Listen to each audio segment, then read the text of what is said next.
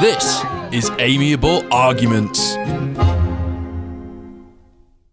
Okay, hello ladies and gentlemen, welcome back to Amiable Arguments. By pure coincidence, I happen to be doing this more or less around the same time of the 1-year anniversary of this podcast. So in a way, we've made something a bit special here because I have a guest who is my first guest not from Great Britain. He's actually from the United States. And so, Steve, thank you for being with me today. Pleasure to be here, Luca. Thank you for having me. Thank you. So, Steve, you are an actor that engages with a character who believes in some quite revolutionary ideas and activities. I have some tea standing by. I hope that you'll resist dropping it into Boston Harbor. But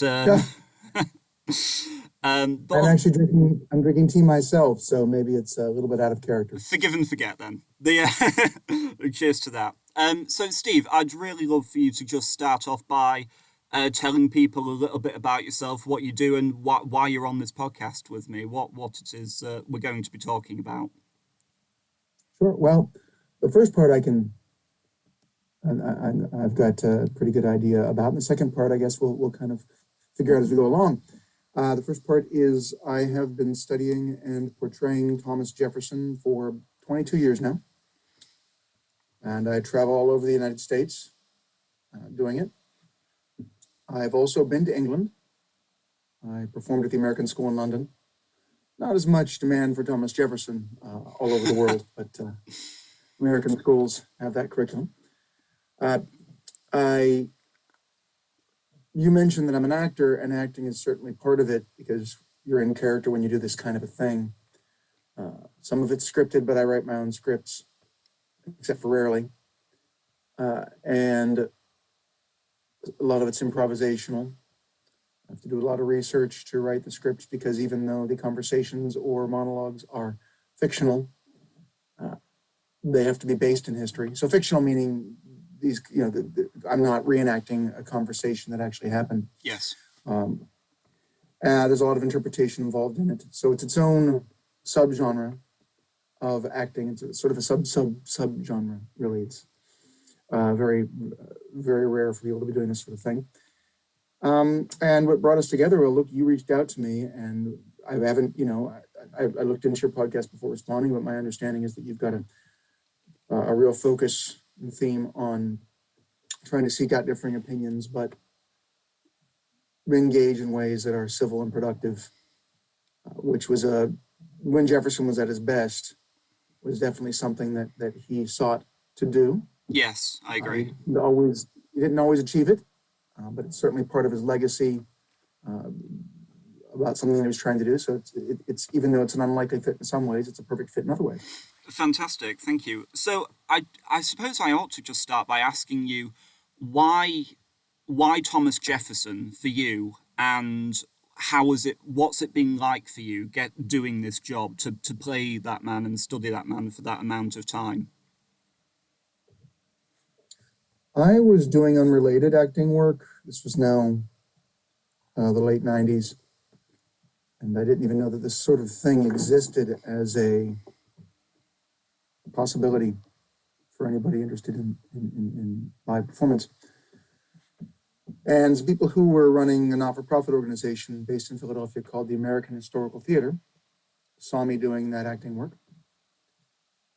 And they were in need of someone to portray Thomas Jefferson. There's a bit of a tourist industry in Philadelphia that involves this sort of work in various iterations. They were in need of someone because of some shifts that had happened.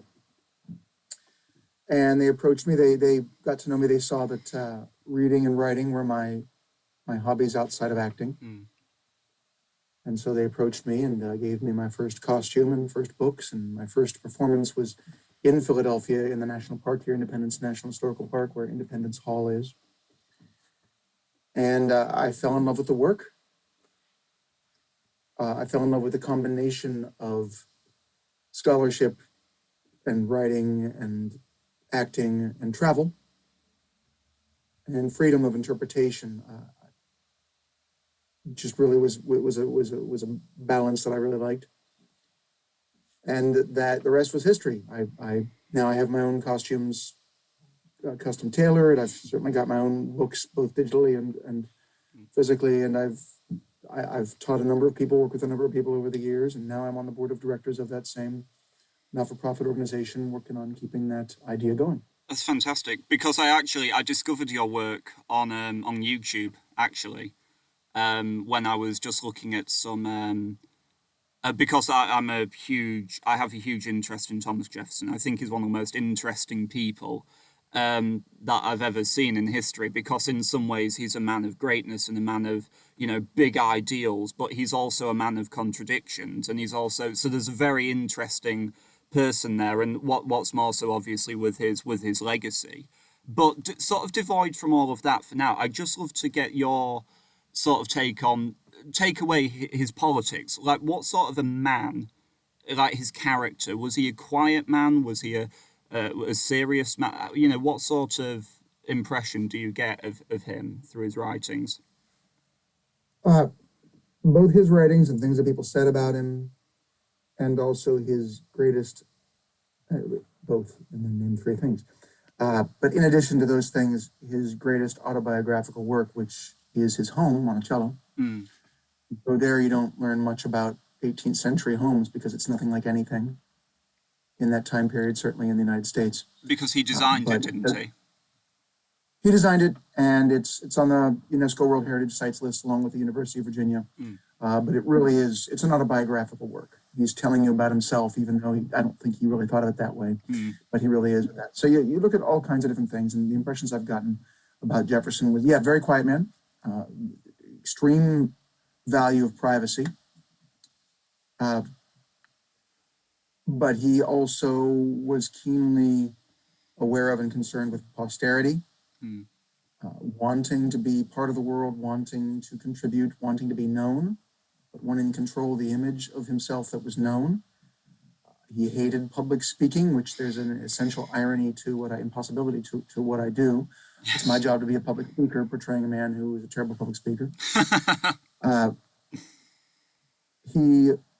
If you look at it sort of characterizations, one way you can look at characterizations, trying to build a character is through animals. If you're the person you're portraying, the character you're portraying is an animal, what animal would they be? And Jefferson would be a bird.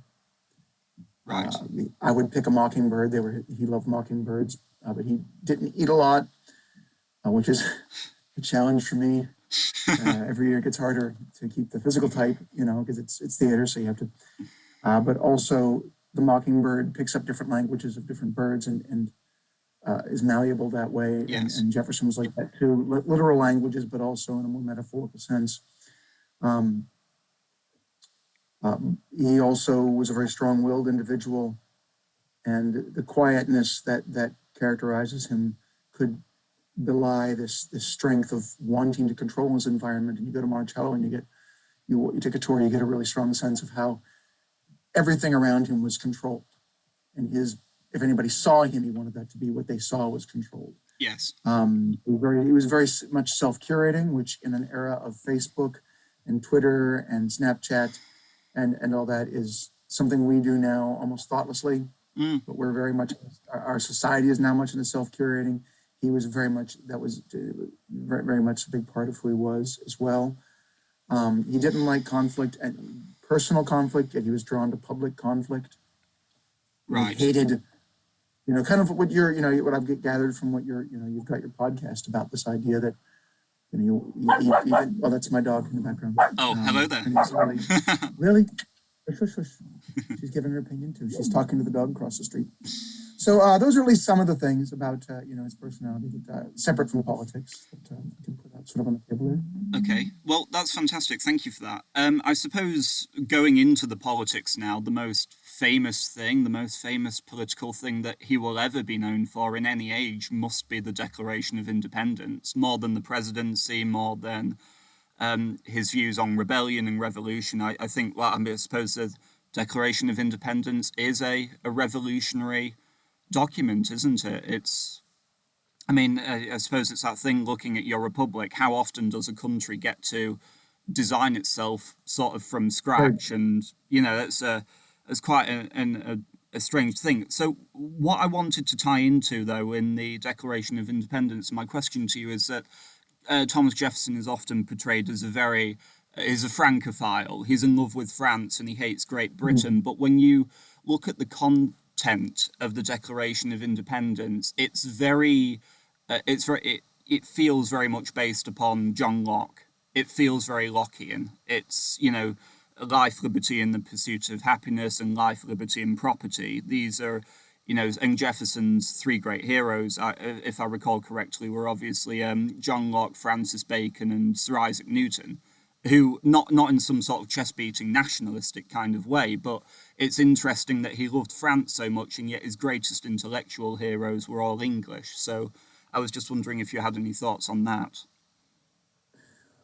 Well, his love of France came later. Right. And he was in France, in Paris, when the French Revolution was going well. Yeah. He left, you might say, just in time. Yes. Where things got messy. And he was ambivalent, as with so many things about that, but he believed that eventually the French Revolution would be successful. He took the long view on a lot of things. And that the American Revolution and the French Revolution were one in the same. They were part of an international revolution that would... Right, he viewed it as a global, yes, as a global movement. In the rights of man, I think, as his friend Thomas Paine put it, didn't he, in his The Rights of Man, as titled as it is.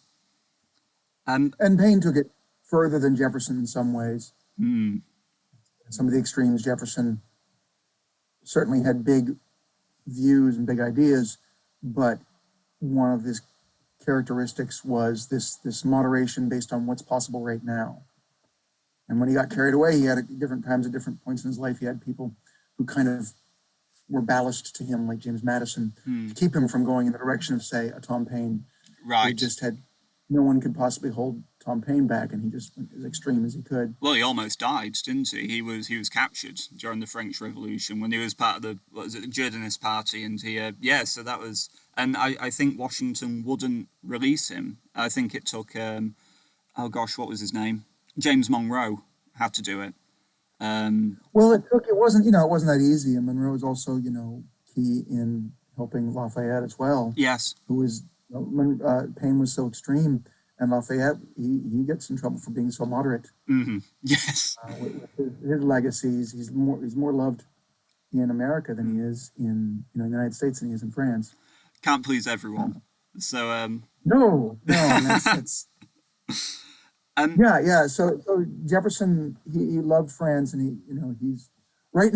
But I mean, his experience of France too is, again, before the revolution went bad, things were really optimistic. And like right now, so if I sort of follow him, I've got different things I put up on Twitter and Facebook where he was at different times in his life, and quotes and events. And this time of the year, he was traveling through France in 1787, and he was traveling along. He went for a couple months all around France and northern Italy. And right about now, he was in the French Riviera. Right. Just on an extended, what amounted to let's see, where was he on April 10th. So let's see here. We've got to April 10th. He was just crossing into what was the Kingdom of Sardinia. But basically, he was in the French Riviera. Yes. And nice. he just said he was right. I mean, I love France too. If I traveling through all the Burgundy and Bordeaux and Riviera. And, it's one heck of a work trip. That's not to love. Yes. So, I kind of hate him every time I post about this trip because I just grumble. French Riviera, Bordeaux, grumble. Maybe one day. I do have a question, because I went through in preparation to this and sort of thought about the most important questions that I could put to you. I do have one specifically about the French Revolution and his politics, but I think we'll move that one for when we go all out politics. I'd still like to focus a little bit on just him as a person right now. And one of the things that I don't know a great deal about, because obviously, unfortunately, it didn't last tremendously long, was what was his relationship like with his first wife, with Martha Jefferson? That's one of those parts of his personality and his legacy that we only see predominantly through the oculus he allowed us view it, Right. through which he allowed to view it. Though it was common at the time when someone's partner passed away, their husband, their wife, that they burned the personal letters. Right. It was the simultaneous deep respect and wish to reach out to posterity and present things for posterity, but also, some things are none of posterity's business. So we don't have letters between the two of them. Right. I'm not sure how much they relate to each other. One doesn't get the impression that their relationship was like that of Abigail Adams and John Adams, though few are. No, this is true. That was a special relationship. Any era. Yeah, each other's rocks. They really were. Right, and just such a perfect connection of minds. And also that John Adams didn't destroy the letters. Just he tipped in the direction of posterity there, and we're the richer for it. We know that Jefferson grieved almost to may have had a nervous breakdown when Martha passed away. Obviously, it's putting modern diagnoses, of course, I'm not qualified to make anyway. Yes. Onto this 18th century time, but that's one way to kind of give it a shorthand. Though grief is a complicated thing, so that you can't draw too much in any one direction from there. Of course. We also we know that he promised her that he would never marry again, which seems crazy to us and unhealthy to us in some ways, I guess. But there was just a lot about her bringing up that was affected by if a husband would remarry, a widower would remarry, then the children of the new wife would be the ones who would inherit and that kind of thing. And Martha had gone through something like that. So that plays into a lot of other aspects of Jefferson's legacy as well, that he never did remarry. Though there was an interlude in France that it's an interesting what if after Martha passed away, that could have gone a different direction, but never did. But I get the impression that their relationship was more typically 18th century Virginia than Abigail and John Adams was. Theirs was. I wouldn't put theirs into typical 18th century. Right. It speaks to us more, hundreds of years later, than I get the impression Thomas and Martha Jeffersons would have if we had letters. But the little tantalizing bits of evidence that have come out indicate that Martha Jefferson was actually really good at running the business of the plantation and really on top of things. And so then the tantalizing what if. It's all what ifs. His relationship with Martha is all what ifs. I guess what I'm getting at is what would have happened if she would have survived and he would have had somebody there who was competent running the business, because he was not a good business owner, as it were. What would his legacy have been? How would things have been like moving forward? Right, okay. Well, that's really interesting. I was unaware about that with the letters, but as soon as you told me that they'd been burnt, that probably strikes why there is a lot less out there about that particular part of his life than... Okay, so moving on to the real heavy Jeffersonian politics of everything. There was a book that I read recently on Jefferson by, I don't know if you're familiar with it. It was Thomas Jefferson and the French Revolution by Conor Cruise O'Brien, who was a bit of a titan in Irish politics, it seems, back in the 20th century. And he, one of the things that he does very well in the book is he allows Jefferson to speak through his letters without editing them around them and leading to misinterpretation. And it struck me that very bluntly that this letter that I stumbled across, you probably know it, the Adam and Eve letter. Right. I'd never heard of it before. And interesting. Yeah, I'd never heard of it before. And for someone who, spends a lot of time researching him, I found that fascinating. So I just love sort of your thoughts on the Adam and Eve letter, whilst also explaining to the audience a little bit of what it was so that they're also in the know. And yeah, your thoughts on it, because it's very radical stuff. It seems very, almost Tom Paine, as you were saying about Tom Paine when he goes his furthest. Yes. It's that sort of thing. So, yes. Let me see if I can bring up that letter here so I can give you a better reference to it. Sure, thank you. Adam, Well, if I've I've got been...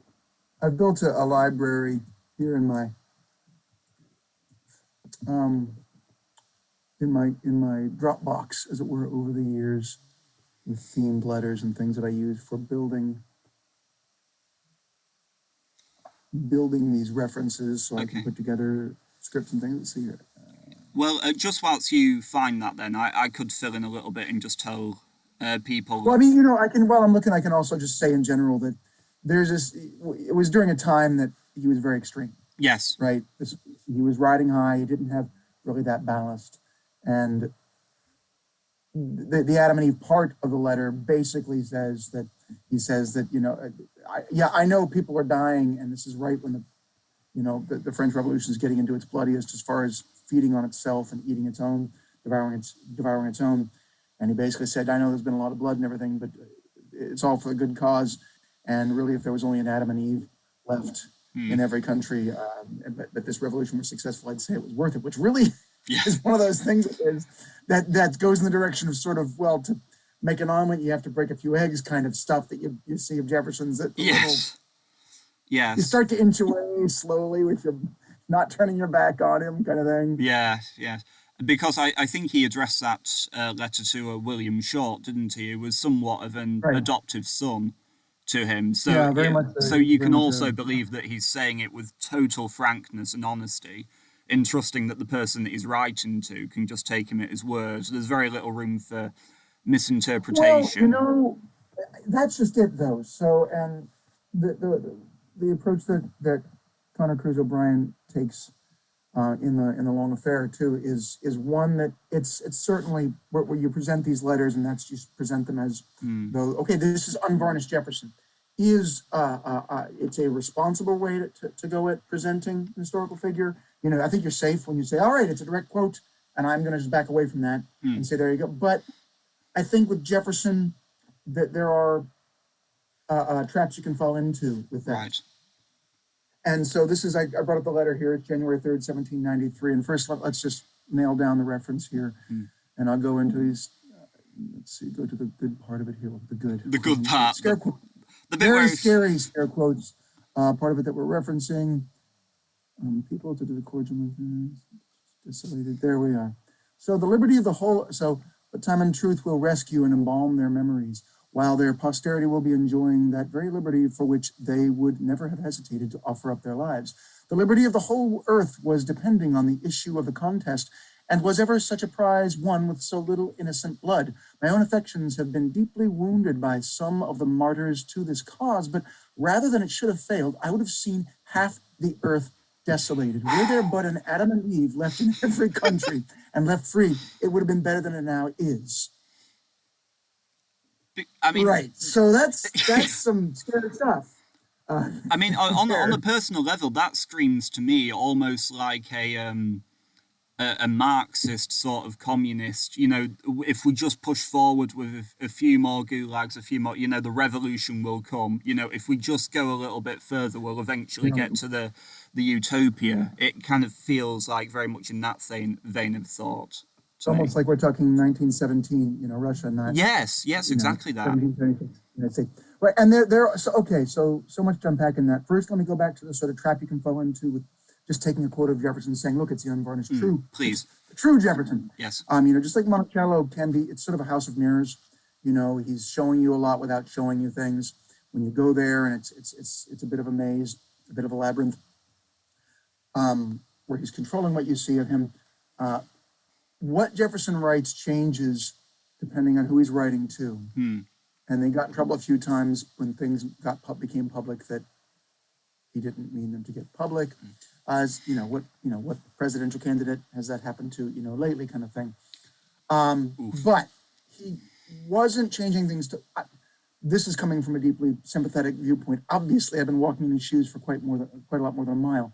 But Jefferson was very much a believer in this idea that you need to speak to the audience you're speaking to, which sounds simplistic, but if you're writing, you adjust if you're a writer, separate from all this kind of thing, you want to adjust your tone based on who your target audience is, who you expect your audience to be. And I do in my programming that I do, one of the things, categories of what I offer is basically a writing workshop in Characters Jefferson. And one of the elements that I'll do, depending on time and everything, is I take a few different writings of Jefferson on the subject of revolution and say, all right, depending on the audience, and then here are different ways to approach it. And Declaration of Independence is for the entire world to see. Another one is for just a close friend to see, and then another one is for, all right, he's late 1798. He is clearly aware that people are doing what he's implying that they should do, and he's a leader as a political operative of a revolutionary party that's competing against the predominant in power party of the Federalists. Basically, he's giving instructions and he knows it. So what are the different ways that he writes? And with the whole world, it's very moderate, very measured, very Lockean, though the drafts are a little bit different. And then with the one in the letter in 1798, where he knows people are going to listen to him and do what he says, this is extremely measured. He's actually discouraging anybody from taking any violent stances, and he's saying, no, stay away from anything like violence. Right. Really, that'll turn people against us, and it'll miss the point anyway. And then in the letter I usually reference isn't the William Short one, it's a different one to John and Abigail Adams' soon-to-be son-in-law. But it's become an infamous quote of his, where he talks about how during the same period, French Revolution, yes, early French Revolution, earlier than this, the tree of liberty must from time to time be refreshed with the blood of patriots and tyrants. It is its natural manure. That's sort of a big outtake. Terrifyingly, I've seen that on tattoos and T-shirts with some people that have come up to me. Oh dear. And shown me. And so all of that is, he's never lying, and he's never trying to fool anybody. When he wrote to William Short, when he wrote these different, environments, he's writing to individual people. He wrote to William Short. He knew that William Short wasn't going to go out and try to slaughter people or turn into a Pol Pot, or it wasn't. He was aware that Short was, by this point, he was mentoring Short, and so he knew him well enough that Short wasn't going to go out and say, great, let's go and hit more with guillotines. At the same time, Jefferson didn't have the James Madison sort of ballast going on that really kept Jefferson really effectively in check once the two of them developed that really amazing relationship. Yes. So we have these two elements of Jefferson. One is he did tend to run off to the races with his ideas. And everything, you read his letters, everything is the greatest thing he's ever seen. Everything's the most amazing thing he's ever seen. And there must be 20 most amazing this and that. And also these ideas, these extreme ideas, when he felt safe, and he would run off with these ideas. But then he was open to being, when it came time to make the decisions and make things happen, we see pretty consistently with him, with a few exceptions like the Embargo Act, things like that, where he was able to be talked down from his ledge and realize, oh, okay, right.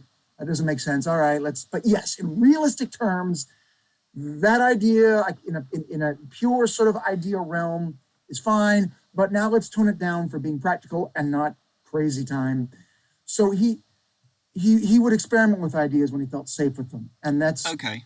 How I felt with this, where, we still can't totally disclaim this sort of, we had that in him, but I think some people have made more of that, the Adam and Eve letter, the Tree of Liberty letter, they've made a lot more of them than should be made, that he very, very pointedly those were not among the letters he was writing to his followers to say, hey, let's do this as a plan. Those are definitely not among the things that he wrote in public documents. He had his workshop, his scientific, workshop for experimenting with ideas.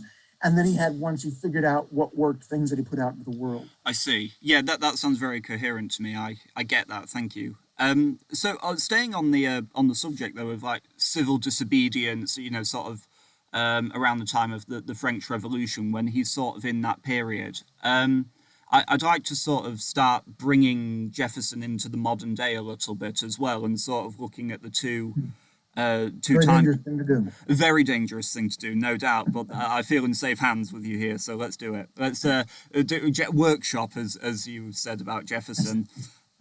So he gave lip service in favour to Shays' Rebellion in the 1780s, and then the Whiskey Rebellion, I think, in the 1790s. So I don't have the exact quote, but I think he said that civil disobedience and these militias keep the government open and honest. So he's talking about taking up arms in order to keep a government accountable. And I was thinking in terms of this in as non-partisan way as I possibly could. What What do you think Jefferson's taking those things? What do you think Jefferson's sort of contemporary view would be on things like some of the damage and rioting that was done by not all but some of the BLM protesters, and then conversely on the other side that of the Capitol Hill? Sort of so both sort of sides there. They're both obviously breaking the law because they feel they're not being heard, that they have something they have to say. I just thought what you think Jefferson's take on those things will be, and if you think I'm being fair in that they are comparable in any capacity. Well, this is one of the reasons it's dangerous to do this. Taking Jefferson to modern day is, I just want to preface anything I say. Sure. First with this sort of caveat, and that's that I work hard when I'm portraying Jefferson and speaking for him to try to avoid making Jefferson a mouthpiece for my own modern political beliefs. Of course. While acknowledging that I have strong beliefs, I would be irresponsible if I weren't active politically, and yet I were portraying Thomas Jefferson, who one of his parts of his legacy is, listen, you have to get involved. Yes. That's the only way it's going to work.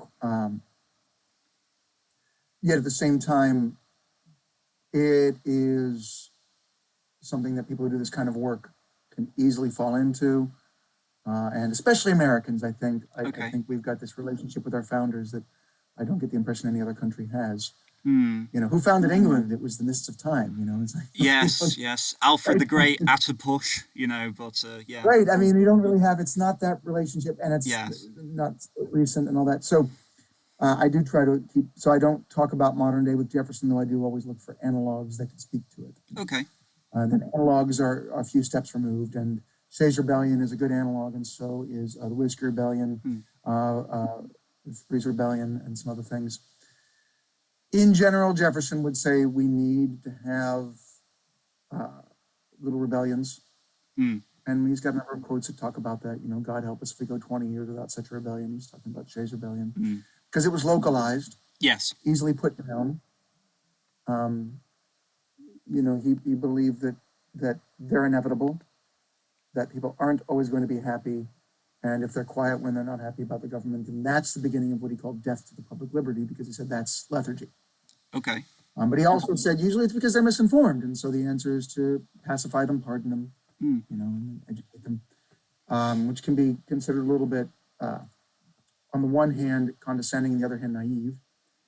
It's condescending, I think, in when contextualizing or when putting Jefferson in the context of Black Lives Matter, and I think it's naive putting it in the context of January 6th. Sure. Condescending in the context of Black Lives Matter because they're misinformed, educate them, pacify them, pardon them. Yes, I get that. Yeah. Yes. That's not the answer to that generations old issue that you're really part of as part of the legacy of the problem there. Sure. And the idea of, this toward the end of the Enlightenment, going into romantic, capital R, era, attitude of, knowledge will set you free. All you have to do is learn more, and this is why I love Bacon and Locke and Newton. Knowledge, and he's looking back to actual, deep enlightenment. Yet he's on this cusp. Right. Mary Shelley wrote Frankenstein. Yes. Jefferson was still Great alive. book. Great book. Right. Jefferson would not have had no patience for the Romantics, had no patience for the likes of Byron and this whole thing. Okay. And yet he's a liminal figure, is what I'm getting at, into that backlash to the Enlightenment. He's not really an Enlightenment figure, he's a liminal figure. So he still believed, though, he clung to, believe is a different word, that doesn't work. He clung to this idea of the knowledge will set you free. And what happens when you get in a situation with people who, with zero evidence, claim that the last presidential election in the United States was faked, and that the lack of evidence is more evidence of a conspiracy. Right. That so kind it's of a self-repeating. Right. That devours itself by its tail, kind of thing. Yes. That right there undermines this. That's where Jefferson's naive, saying, inform them, give them the facts. And what we see is the more proof that comes out. There were there were dozens of court cases where the evidence, if you lie in court, you get in big trouble. Bit you of a slap on the wrist for that. Yeah. Pick your pundit show, pick your podcast, this one included. Sure. But you can lie, and it's just you just get more followers who like your lies. Yeah. But in court, you can be disbarred, and we've seen that with some lawyers, right? Prominent lawyers in the United States. Sure. Where all but maybe 2 of the court cases were just thrown out of court because of just complete lack of any actual evidence, and yet this thing still builds. So it's this being divorced from objective reality that the Jeffersonian idea falls short, where what do you do? And so that conversation of Jefferson's and his take on revolutions, when he was talking about Shays' Rebellion, small, localized, listen, inform them, but listen to them, make the adjustments. Yes. Whiskey Rebellion as well, where it starts to fall short and goes more in direction of another part of what Jefferson talked about a lot, where he did acknowledge people who really just were bereft of any being open to objective reality. And he would talk about them in a couple letters, for instance, to his grandson or to his nephew, where he would say, you should get around these people like you would a mad dog in the street. Okay. Or a mad bull. Sorry, I talked to high school students, and so when I talk about getting around a mad bull, I always say, well, you don't see bulls very often if I talk to kids. I say, but you might see pit bulls. I think you have bulls called pit bulls. If you saw one frothing at the mouth, would you argue with it that you have a right to be on the sidewalk? No, you'd get around it. So bulls. That he did acknowledge this category of person that is this third thing. Right. Okay. That doesn't fit into his, his sort of nearly post-enlightenment belief that truth will set you free, that they exist. And then I spend a lot of time in the last 5 years creating programming to kind of address this third thing, that it's not Hamilton. His conflict with Hamilton was based on a conflict with someone who is at heart very rational and also very selfless. And his conflict with John Adams, also very rational, very selfless, but just different subcategories of that. Then there was this third category, and I use Aaron Burr as the sort of analog to that. So all that to say, his take on this applies and doesn't apply. It's condescending with Black Lives Matter, and it falls short with January 6th. That's amazing. Thank you so much for such a deep answer. That's brilliant. Okay, so moving on to Jefferson's relationship with some of his political opponents and things like that. I'd like to start with the Aaron Burr one, actually. Do you was it because obviously Aaron Burr killed Hamilton in 1804? So for that first 4 years where Burr was his vice president and obviously killed Hamilton sort of at the end of the vice presidentship, I assume that Jefferson kept him as far an arm's length as possible, given that Burr had openly tried to run against him. Well, Burr pretty much didn't do anything openly. Well, yeah, okay, you've got me there. That's the whole thing about him. Yeah. The musical did get that aspect of Burr spot on. Where he was, lying in wait, that whole theme of Burr in the musical. Really well done, among the many things that are well done in the musical. It's a great musical. So well done. Burr didn't do anything openly. And Jefferson didn't really keep him at arm's length because he killed Hamilton, though Jefferson did not rejoice over Hamilton's death. No. It wasn't, oh, good, got rid of that enemy, for various reasons. Jefferson didn't keep him at arm's length. It must have been a deep irony to Jefferson, surely not lost on him, that Hamilton was somewhat responsible for him becoming president with his endorsement. There's a section of the musical that I think is overdone. Right. That Hamilton was part of it, but in the musical, it's I talked to kids who've seen it. Yes. And they say, oh, Hamilton got you elected. Well, I wouldn't go that far. He did contribute. He wrote letters to people, and it's hard to say how much his influence was or wasn't. Sure. But I think, so my take on it, when trying to bring something useful, always at the risk of, I'm not pure history. I'm always looking for things that can be useful. Yeah. And I respect people who say, oh, well, that's not a responsible take on history. Really, we have to we have to study history to just learn what they did, learn what actually happened, and whether or not we consider it's quote unquote useful. And there's a critique to be offered of people who do what I do, which is always looking for these lessons and they're trying to turn history into fables almost. So while I accept that, I still I do public history, and given my audience, this is just what I do. So what's useful in that? One of the things that's a relationship with Hamilton and Jefferson is this example of Hamilton basically saying of Jefferson when he was discouraging other Federalists to vote to support Burr in that Electoral College crisis in early winter there of, so in January of 1801, where he's basically saying, listen, Jefferson's principles they're erroneous, they're misguided, but at least he has principles. Yes. Burr has none.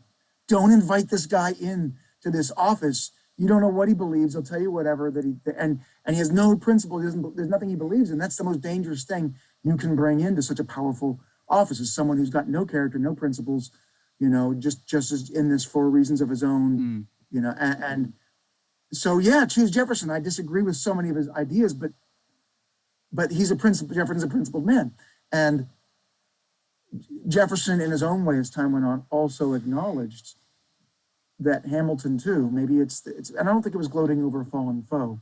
That Jefferson acknowledged too that Hamilton was honest in his public dealings, and yes, Jefferson had him checked. I mean, they really yeah.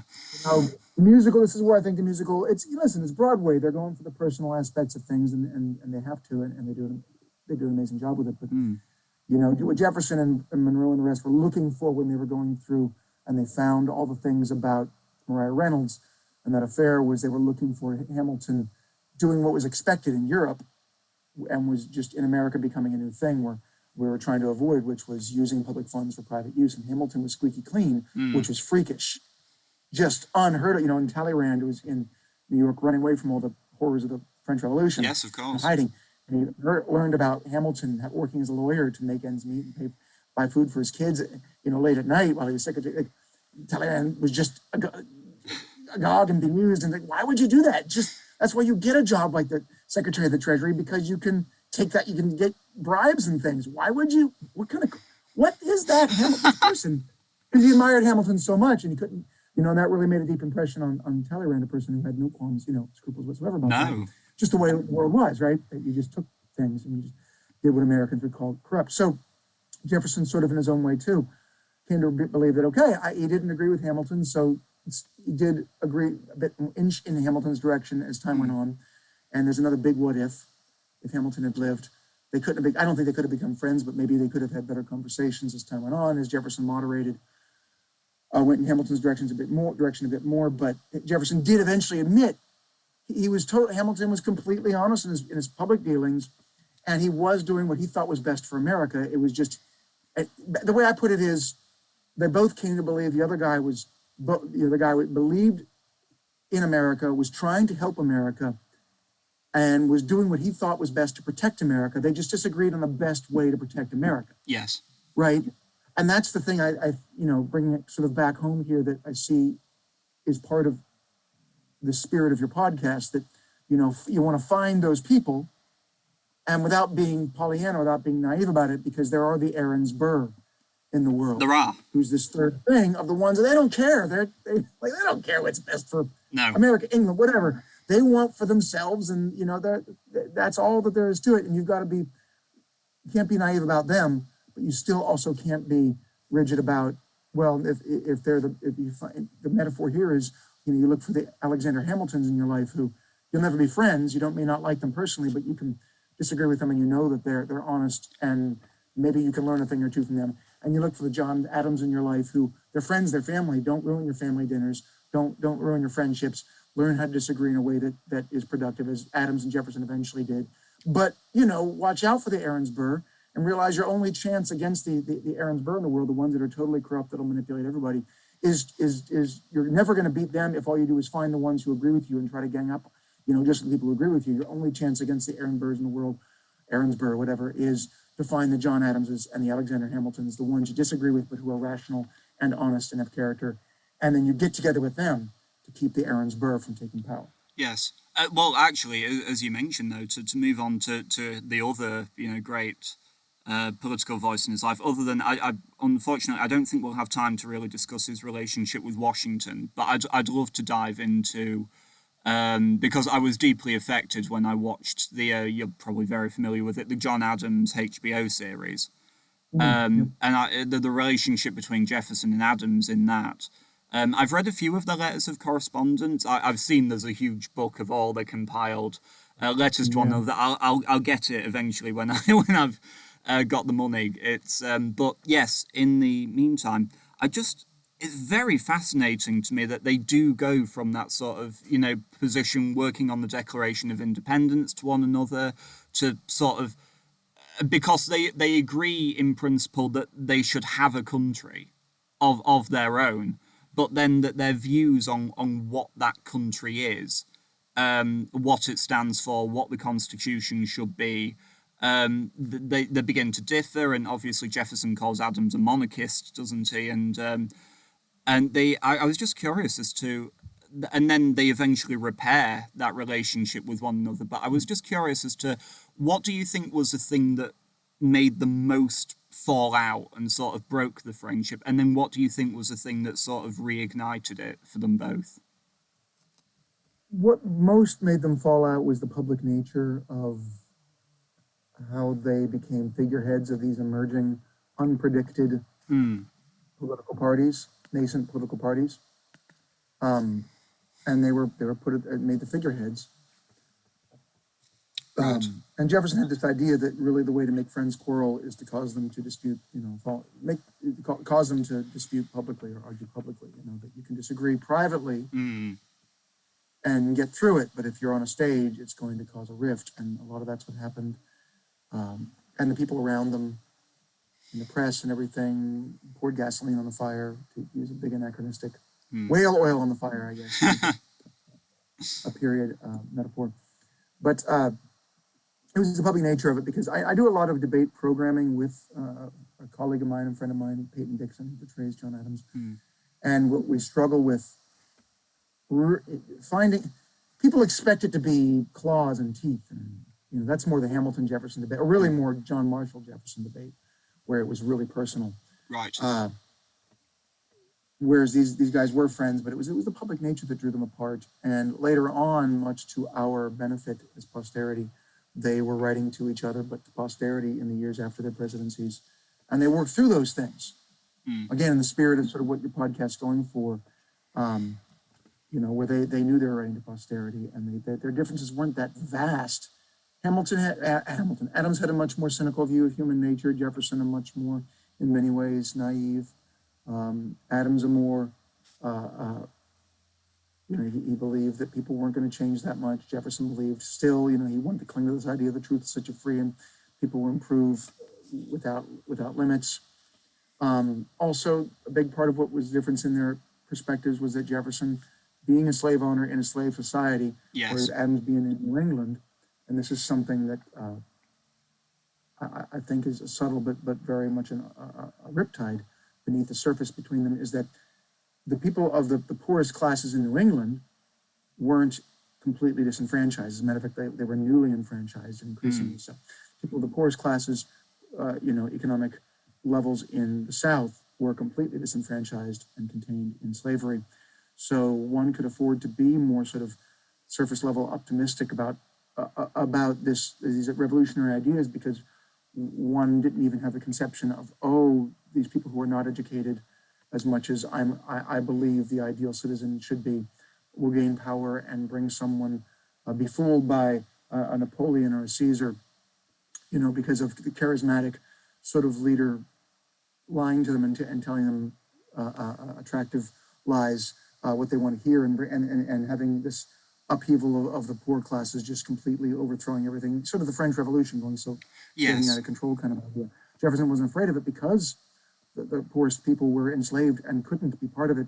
And Adams, because the poorest people in New England were gaining power, Adams had this eye toward, okay, but how far do we take this right now? First, really, you've got to get these people educated. Public education has to be the key to it, because we're not ready to give them a vote yet, or they'll be duped by a Caesar, a Napoleon, a Burr kind of thing. Yes.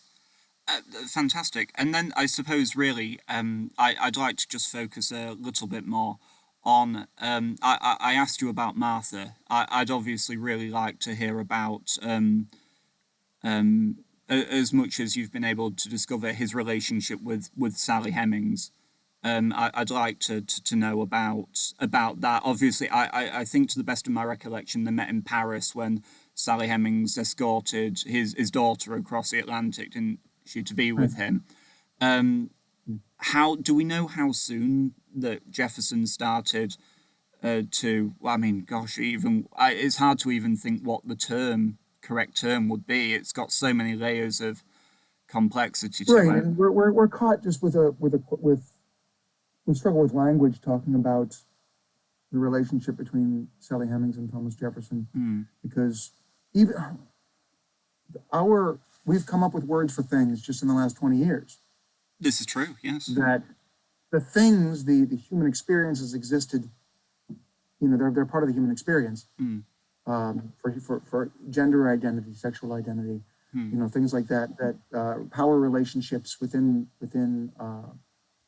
sexual relationships, that kind of thing. We've come up with terms, language for them, that though the experiences, the things that have existed throughout the human experience, the concepts, we hadn't come up with words for them, therefore we did not have a concept of them. The word doesn't create the thing, but without the words, we don't have awareness. So in the 18th century, this idea that because in a sexual relationship between a slave and a person who legally has ownership of that person, there can be no real consent. There's no way in modern language to look at it as anything other than rape. Exactly. In the 18th century, the language wasn't there, the concept wasn't there, and neither one of them really could think of it that way. So we're caught between this tension between these two, these vast eras. Just in the last 15 years, in America and all over the world, we've got these concepts of gender and sexual identity that 30 years ago weren't even there. No. Things that happened in the 90s are looked at being as horrifyingly primitive, and that's just a couple decades ago, right? Yeah. So as far as the relationship, we can't really tell exactly when it would have begun, but it looks like toward the end of Jefferson's time in Paris, maybe, or probably toward the end of his time in Paris was when the relationship would have begun in any kind of intimate way. And then Jefferson, there was not even really even a rumor of a relationship that Jefferson had with anybody else for the rest of his life. So though Sally Hemings was quite young when she arrived, probably would have been 16 or 17 years of age when the relationship began, which, even 18th century standards, that was a bit young, but it wasn't what it is now, which is, again, we didn't have words for statutory. No. Right? We didn't, this concept of maturity of the human mind, of the prefrontal cortex and everything, and the ability to executive function was just something the president did. So consent was just, the concepts are so vastly different. So in character is not much I can say. I'm going to put on video and eventually put something on YouTube about, I've got a pretty much standard answer about Sally Hemings that I've been doing since about 2008 when I was at Monticello for a fellowship there. And I ran it by them and they said, okay, that's good. So I said, all right, I'm going to use it. And in short, what I do with it is I don't admit to anything. I don't deny anything. I give a basic story of what Annette Gordon Reed has done in her books about the situation, and then say, yep, those are all the rumors that were said about me, and that's all I'm going to tell you, what the rumors are. So I do sort of an in-character thing as Jefferson, where he never talked about it anyway, but I have to. No. Then I have a list of books I give out at my performances where it has Annette Gordon Reed's one of her books on there. People can look into them if they want to.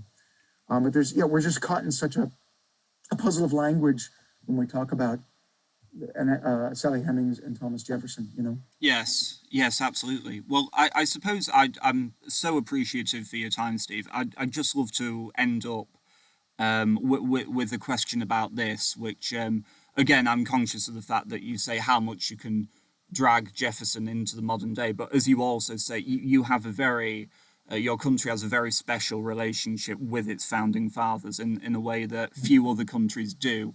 So I was just curious as to, do you think that Jefferson's legacy survives the modern day? Do you see Jefferson as a great man, as an important founder? Do you see him getting past this century? Because I find it quite, when I read Thomas Paine's The Rights of Man, Thomas Paine was saying about how brilliant and perfect the principles on which your republic were founded, and that people 1,000 years from now will be able to look back at them with no guilt whatsoever. Almost incomprehensible to Paine that there was anything of, so obviously, but this obviously referring to slavery and the disenfranchisement of the African American population. So I was just thinking, how do you think there's a way that can be reconciled with Jefferson's past as a slave owner and as everything with Sally Hemings? Do you think there's a way forward through this? Yes, but not in a worshipful way. No. And that's part of this complex relationship of Americans. Certainly not a monolithic take on Americans that they have with our founders.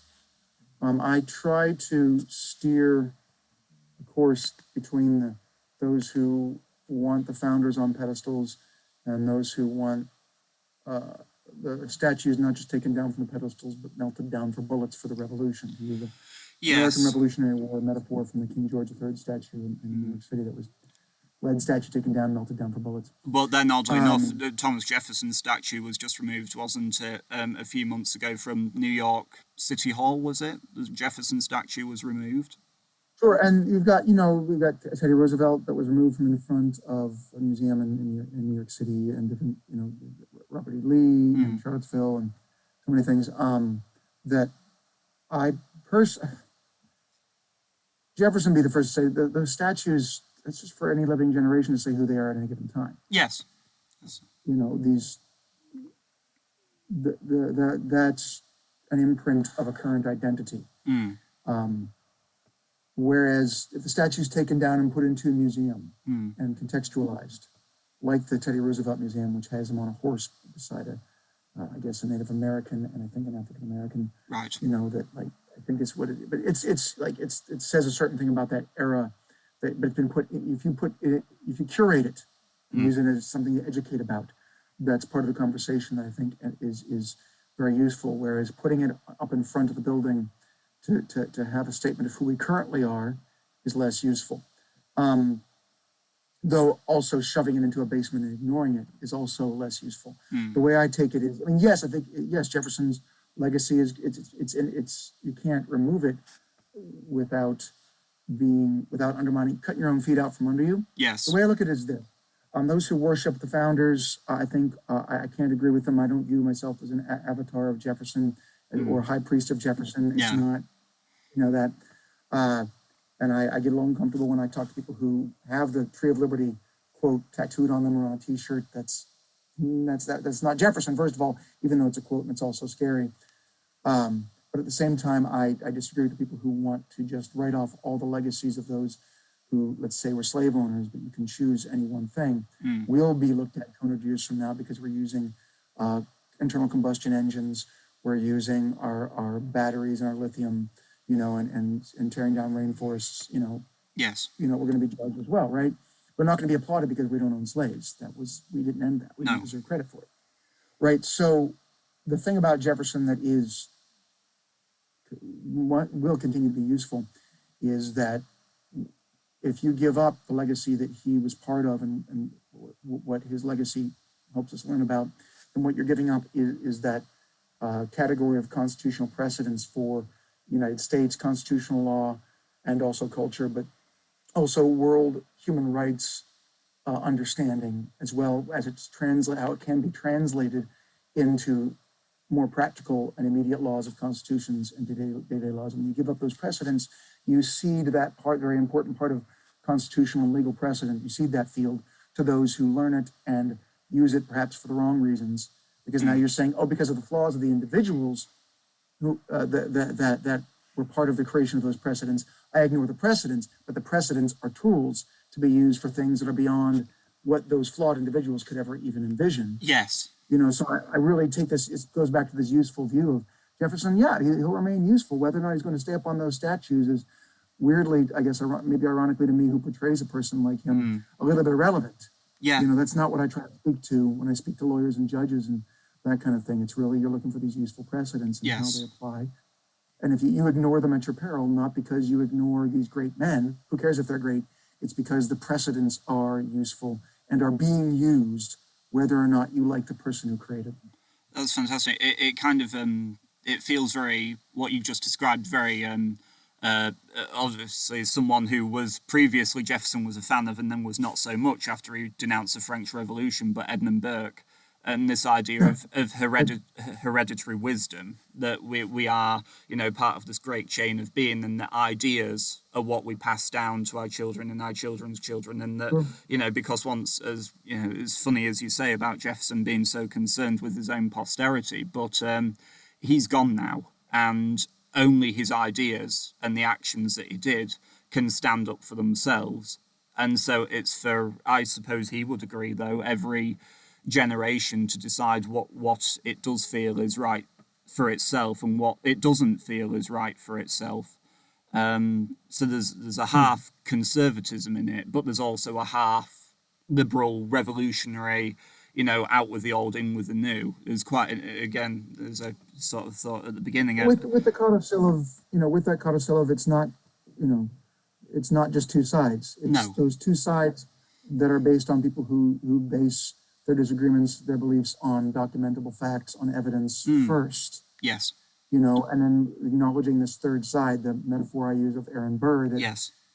It's not, but I don't want to fall in the trap of both sidesing it. But you've got that third side that Jefferson and his ilk are. You need these precedents not just because of the usefulness of posterity as far as this chain of being idea, but because constitutional precedents are what you use when arguing in front of the Supreme Court in the United States. Of course. To convince that this is how you build law, and you're doing it to get together with the people, to work together with people you disagree with, who are basing things on documentable facts, so that you can prevent the Pol Pots and the Napoleon's a dangerous one to put there, but because he's so respected in so many ways and did different things, but prevent the people who are these charismatic leaders who undermine truth and bend it to their will. Yes. Kind of thing. That Jefferson would say, listen, even if you don't like me, use the precedents to keep those from taking power. That's fantastic. Well, Steve, honestly, we've been going for about an hour now, and it's been enormously interesting. So thank you so much for your time. Is there any parting things you'd like to say to those listening about yourself, or where to find you if you wish to promote yourself, or something about Jefferson that you'd like to wrap up with? Oh, sure. I've talked at great length, so I didn't want to. I wanted to put a timer here and keep my answers short, but I didn't do that. But I'll just end with just mentioning. I'll end just with mentioning the website that I have, and I've got a number of things on social media that are in character. The website's YourThomasJefferson.com. So possessive your. I don't think you can put an apostrophe in a website if you want to anyway. But also it's on YouTube, and Twitter won't let you have that long of a name, but it's easy to find, and I think I have a link to it on Twitter and Facebook and all that on my, I think there's a link to Instagram too. It's also Your Thomas Jefferson there. If you're interested in this kind of thing, and also there's also the not-for-profit that I'm involved with on the board of directors, American Historical Theater, spelled the British way, theater.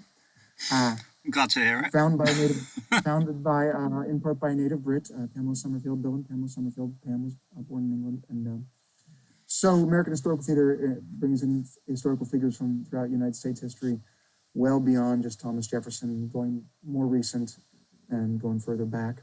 If you're interested in this sort of thing, check them out. That's the website for that one for American Historical Theater is ahtheater, spelled the British way.com. So it's a way to explore more of this if you're interested. Very good. I'll leave a link to all of your promotional materials down in the description, Stephen. Right, thank you so much, ladies and gentlemen, for tuning into this. I can't believe it's been a year now. I'm more than certain, if nothing but my tenaciousness, that there will be another year. I hope to grow the audience in that time, and thank you all tremendously for your time. So until the next one, take care.